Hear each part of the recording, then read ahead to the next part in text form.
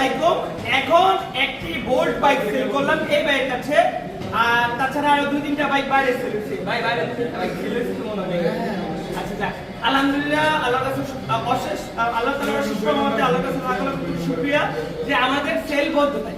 এত গরমের মাঝেও সবাই আসতেছে, ভালোবাসাটা নিয়ে, বাইকের দাম কম হয়, আসতে সেল হবে। লোকে কে কি বললো তা আপনি বাস্তবে এসে দেখে তারপর বাইক কিনবেন, আপনি নিজে চালাইয়া। আমি তো বলছি যে আপনি আমার কথাই নেন, আমি বলতেছি আপনারা আমার কথাই নিবেন না, আমার কথাই নিবেন না। এটার মানে এই না যে আমার উল্টা করবেন। আপনারা টাকাটা কিনবেন, আপনারা দেখে শুনে কিনবেন, ভালো লাগলে নিবেন, না লাগলে বাদ। তো এই বাইকটা কত টাকায় সেল করলাম, বাইদের কাছে, বাইরে কই থেকে আসছে সেই সম্পর্কে জানবো বাইদের মুখে। আসসালামু আলাইকুম। ভালো আছেন? কোথা থেকে আসলেন বড় ভাই?